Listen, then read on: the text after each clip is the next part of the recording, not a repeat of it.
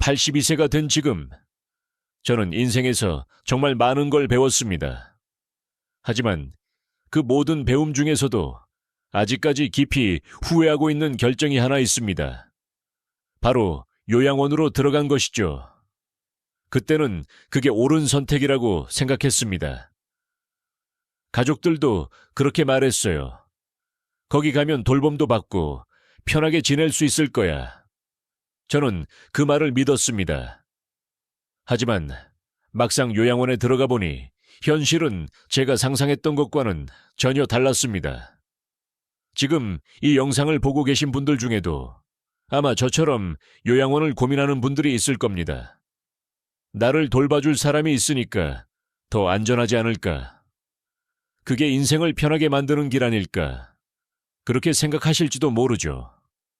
하지만 그 한 걸음을 내딛기 전에 제가 그때 미리 알았더라면 좋았을 6가지 진실을 여러분께 꼭 말씀드리고 싶습니다. 요양원에서의 삶은 단지 편리함의 문제가 아닙니다. 그건 인생 전체를 바꾸는 선택이에요. 그리고 한번 들어가면 다시 나오는 건 생각보다 훨씬 어렵습니다. 끝까지 함께 해주세요. 아마 여러분이 예상하지 못했던 이야기들을 듣게 될 겁니다. 혹시 요양원을 고민하는 누군가가 있다면 이 영상이 그들에게 꼭 필요한 이야기일지도 모릅니다. 그럼 시작해 볼까요? 첫 번째 후회, 나의 자유를 잃은 것.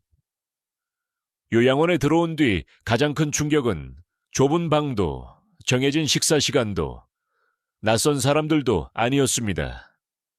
진짜 충격은 이제 내 삶의 주인이 더 이상 나가 아니라는 사실을 깨달은 순간이었어요.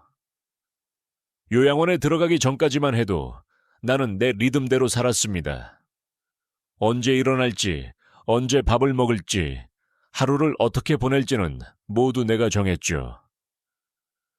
원하면 언제든 산책을 나갔고, 먹고 싶은 걸 만들어 먹을 수 있었고, 책 한 권 들고 내가 가장 좋아하는 의자에 앉아 조용히 시간을 보내는 게 내 일상이었습니다. 하지만 요양원에 들어온 후엔 시간이 더 이상 내 것이 아니었습니다. 모든 게 규칙과 일정으로 돌아갔어요. 아침 식사는 정해진 시간에 해야 했고, 배가 고프지 않아도 식당으로 나가야 했습니다. 불을 끄는 시간도 정해져 있었죠. 아직 잠이 오지 않아도 그땐 불이 꺼집니다. 산책 좀 나가고 싶어요 라고 말하면 잠시만요.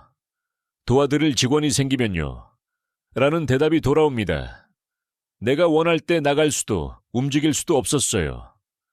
무엇을 먹을지, 어떤 옷을 입을지도 이제는 선택이 아니라 허락이 필요했습니다. 요양원에 들어온 첫 주 아침이 아직도 기억납니다.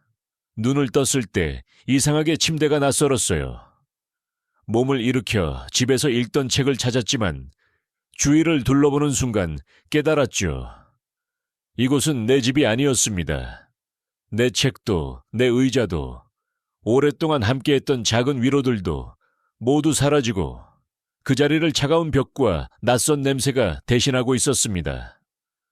그때 느꼈습니다. 이제 나는 내 인생의 운전대에서 내려왔다는 걸요. 그리고 가장 힘들었던 건 한번 잃은 자유는 다시 되찾기 어렵다는 사실이었습니다. 시간이 지나면서 나는 그들의 규칙에 적응해 갔습니다. 저항하지 않았어요. 오늘 저녁은 뭘 먹을까요? 하고 묻지도 않았습니다. 오늘은 그냥 조용히 지내자.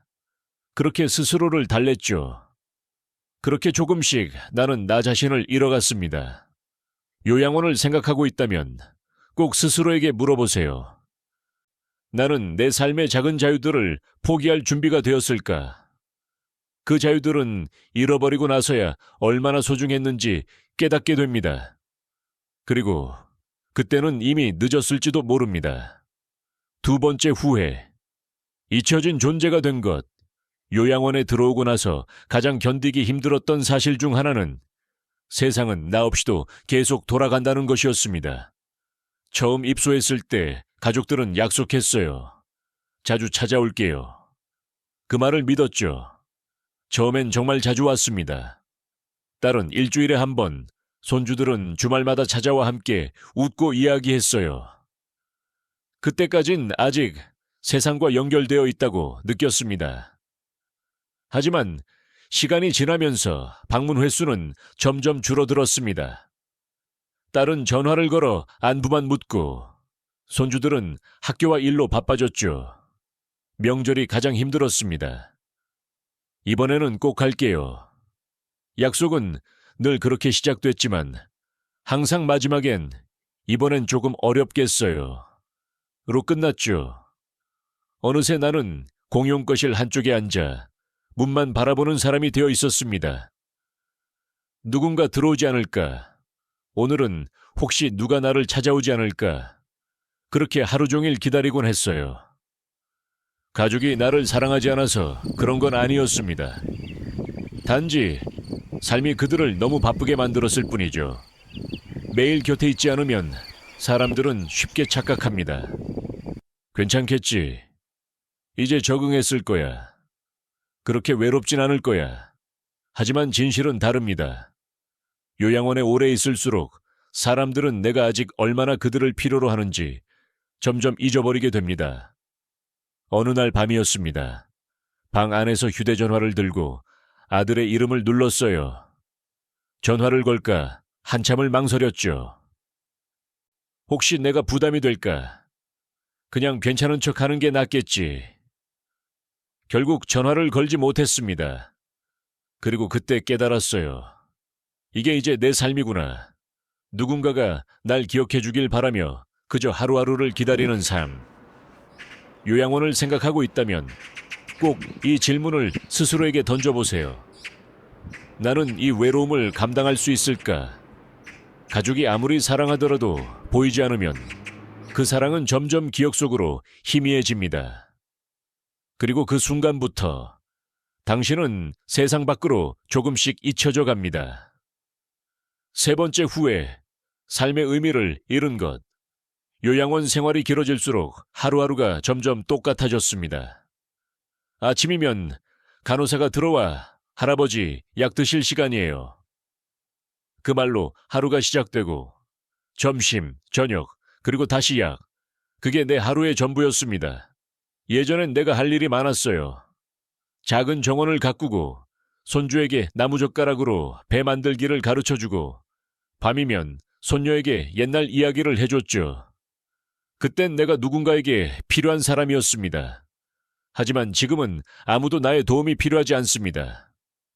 아침에 눈을 떠도 오늘은 뭘 해야 하지가 아니라 오늘도 그냥 버텨야 하나 라는 생각이 먼저 듭니다. TV에서는 웃음소리가 들리지만 그 웃음은 내 것이 아니에요. 밖에서 들려오는 새소리도 창문 너머의 햇살도 이제는 나를 비추는 게 아니라 그저 스쳐 지나가는 듯합니다. 사람은 의미 없이 살아갈 수 없는 존재입니다. 아무리 건강해도 마음이 텅 비면 그때부터 늙기 시작하죠. 내가 여기서 가장 두려워하는 건 죽음이 아닙니다. 아무 이유 없이 살아가는 것.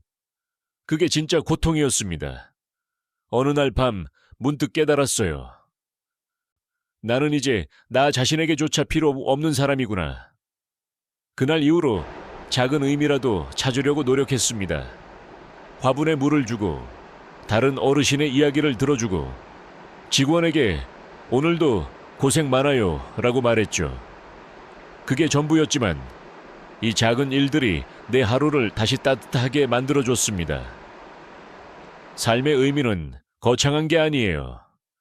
누군가에게 미소 한번 건네는 것, 감사 인사를 하는 것, 그것만으로도 사람은 아직 살아있다는 걸 느낄 수 있습니다. 네 번째 후회, 시간은 생각보다 빠르다. 요양원에 들어와서 가장 많이 한 생각은 언제 이렇게 시간이 흘렀을까? 였습니다. 눈을 감았다가 뜨면 계절이 바뀌어 있었습니다. 봄꽃이 피었다가 어느새 낙엽이 떨어지고 다시 눈이 내리고 또 녹았습니다. 그렇게 몇 년이 흘렀죠. 시간은 늘 공평하다고들 말하지만 사실 그렇지 않습니다. 젊을 때의 하루는 길고 늙을 때의 하루는 너무 짧습니다. 젊을 땐 늘 이렇게 생각했어요. 나중에 해야지. 조금 더 여유가 생기면. 아직은 시간이 많으니까. 그런데 그 나중에라는 말이 내 인생을 통째로 삼켜버렸습니다. 아이들이 어릴 때 같이 놀아줄 시간이 있었는데 일이 바쁘다는 이유로 미뤘죠. 아내가 보고 싶다고 했을 때도 조금만 기다려라며 뒤로 미뤘습니다. 그리고 이제 그 조금만이 영원히 오지 않았다는 걸 깨달았습니다. 시간은 어느 날 갑자기 사라지지 않습니다. 그저 조용히 매일 조금씩 우리 삶에서 빠져나갑니다. 우린 그걸 느끼지 못하죠. 이제는 하루가 너무 짧아요. 아침이 되면 금세 저녁이 되고 며칠이 지나면 또 한 달이 고네. 그렇게 어느새 80년이 흘러버렸습니다. 만약 다시 젊어질 수 있다면 난 단 한 가지를 다르게 할 겁니다. 지금을 미루지 않겠습니다. 사랑한다고 말할 수 있을 때 지금 바로 말하세요. 하고 싶은 게 있다면 지금 바로 시작하세요. 왜냐하면 내일이라는 건 생각보다 쉽게 사라지니까요. 5번째 후회, 용서하지 못한 사람들.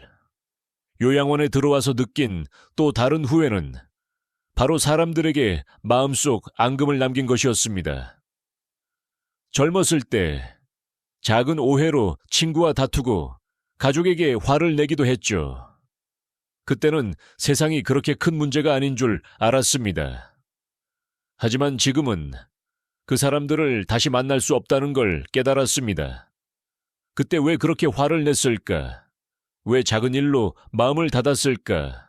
그저 후회만 남았습니다. 가끔 손자들이 웃으며 다가오면 할아버지, 왜 그렇게 슬퍼 보여요? 라고 묻습니다. 그럴 때마다 마음속에서 말하고 싶어요. 용서하지 못한 사람들 때문에 내 마음이 이렇게 무겁구나. 라고. 하지만 요양원에서 배운 한 가지가 있습니다. 지금이라도 마음을 풀 수 있는 건 자신에게 뿐이라는 것. 과거를 바꿀 수는 없지만 남은 시간 동안 마음속 평화를 찾는 건 가능합니다. 그래서 매일 아침 지난날의 작은 앙금을 내려놓고 숨을 깊게 쉬며 마음을 비우려고 노력합니다. 이제는 깨달았습니다. 인생에서 가장 큰 자유는 용서할 수 있는 마음이라는 것을. 6번째 후회, 떠나기 어려운 현실. 처음 요양원에 들어왔을 때 저는 잠시 체험해보자는 마음이었습니다. 한번 살아보고 마음에 안 들면 집으로 돌아가면 되겠지. 하지만 현실은 달랐습니다. 집으로 돌아가는 것은 생각보다 훨씬 어려웠습니다. 먼저 집이 비어 있었고 멀리서 관리해야 하는 집안일도 많았습니다.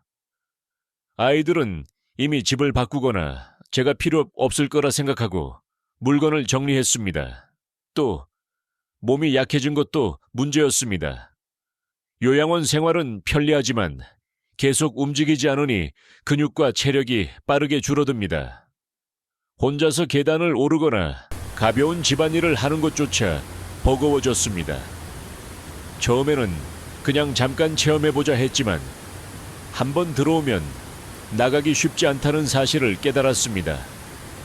재정적인 문제, 체력적인 문제, 감정적인 문제, 모든 것이 걸림돌이 됩니다.